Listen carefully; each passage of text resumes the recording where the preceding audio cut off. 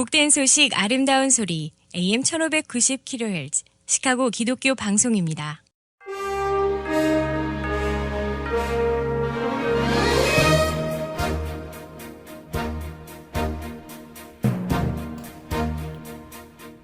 청취자 여러분 안녕하십니까? 7월 25일 월요일 KCBS 헤드라인 뉴스입니다. 한국계 영킴 공화당 연방 하원 의원이 지난 정부가 탈북어민 2명을 강제로 북송한 것에 대한 안타까움을 나타내면서 공정한 수사를 촉구했습니다. 플로리다 연합감리교회 100여 곳이 동성애 논쟁으로 인한 교단 탈퇴 조건이 공정치 못하다고 주장하면서 지역 연회를 고소한 것으로 나타났습니다. 크리스천 브로드웨이로 불리는 사이트 앤 사운드 극장이 다윗 왕의 일대기를 뮤지컬로 제작해서 개봉을 앞두고 있습니다.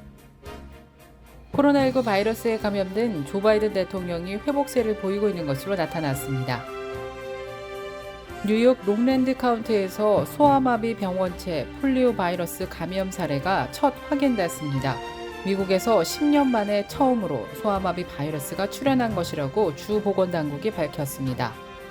차기 대선과 관련한 가상대결 조사에서 조 바이든 대통령이 도널드 트럼프 전 대통령에게 또다시 밀린 것으로 나타난 가운데 격차는 전달에 비해 다소 줄어든 것으로 조사됐습니다. 40여 년 만에 가장 가파른 인플레이션을 경험하고 있는 미국에서 최악의 상황에 지났다는 긍정적인 분석이 나오고 있습니다. 미국에서 처음으로 어린이가 원숭이 두창에 감염된 사례가 확인되었습니다. 이상 이 시각 KCBS 헤드라인 뉴스입니다.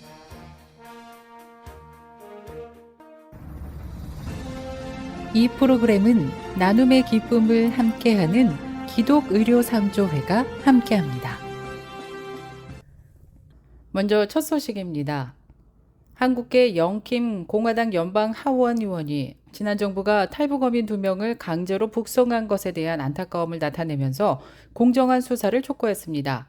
김 의원은 지난 21일 성명을 통해 북한을 탈출한 어민 2명을 남측이 강제로 송환하는 사진을 보면서 마음이 아팠다며 이번 사안은 철저한 진상 규명을 통한 진실이 밝혀져야 한다고 강조했습니다.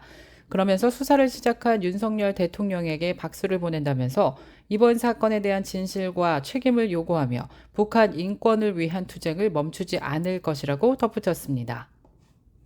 크리스천 브로드웨이로 불리는 사이트 앤 사운드 극장이 다윗 왕의 일대기를 뮤지컬로 제작해 개봉을 앞두고 있습니다. 크리스천 포스트에 따르면 다윗 라이브는 그가 어린 소년 시절부터 블레셋의 거인을 죽이고 이스라엘의 왕이 되는 과정을 풀어내는 것으로 알려졌습니다.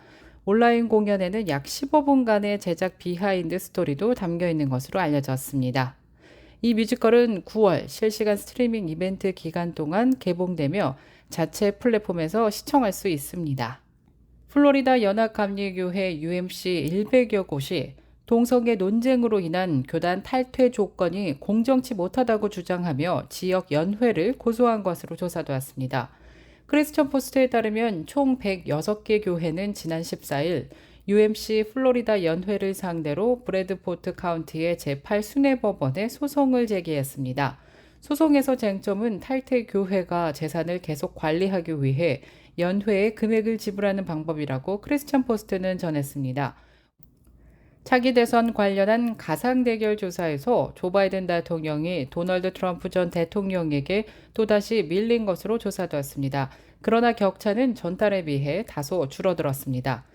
오차 범위 플러스 마이너스 2.9%인 이번 이멀슨 대학 여론조사 결과 2024년 대선 가상대결에서 조 바이든 대통령은 43%의 지지를 얻었습니다.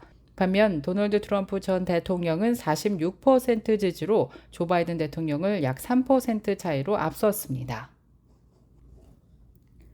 40여 년 만에 가장 가파른 인플레이션을 경험하고 있는 미국에서 최악의 상황은 지났다는 긍정적인 분석이 나오고 있습니다. 월스트리트 저널은 지난 23일 최근 인플레이션이 진정되고 있다는 정황이 포착되고 있다면서 시장이 주목하는 각종 통계를 소개했습니다. 일단 소비자들이 가장 민감하게 생각하는 휘발유 가격이 지난달 중순 갤런당 5.02달러로 정점을 찍은 뒤 또 10%가량 하락했습니다.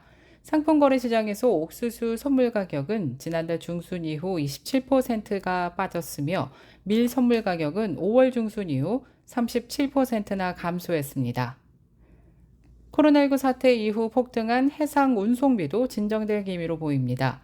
노르웨이에 기반을 둔 운송정보업체 제네타에 따르면 지난달 동아시아 지역에서 서부 해안으로 가는 해상 운송비가 11.4%로 하락했습니다. 또 해상 운송 공급이 수요를 소화하지 못했던 상황도 개선되고 있는 것으로 전해졌습니다.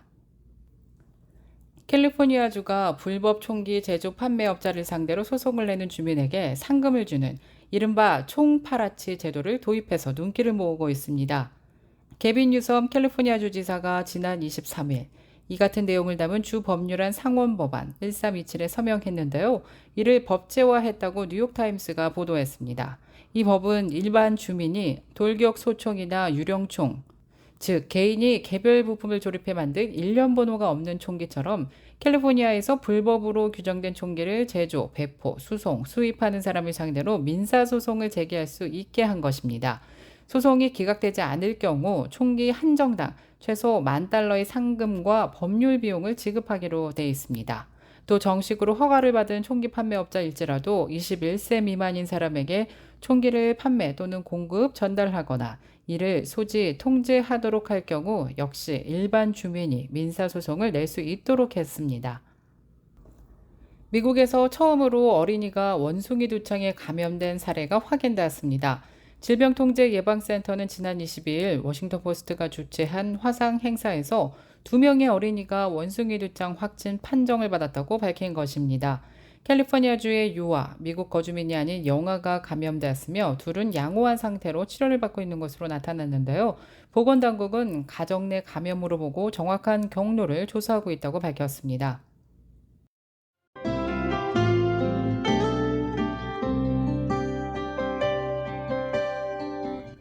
끝으로 날씨입니다. 월요일인 오늘은 대체로 구름 낀 가운데 하루 종일 흐린 날씨 이어지겠습니다.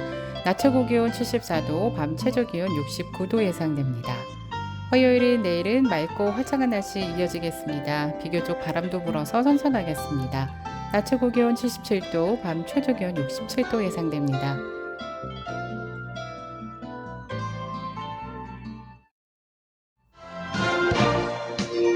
이상으로 KCBS 뉴스를 마칩니다. 지금까지 KCBS 뉴스 유정임이었습니다. 오늘도 하나님의 은혜와 축복이 가득한 날 되길 바라면서 저는 내일 이 시간에 다시 찾아뵙겠습니다.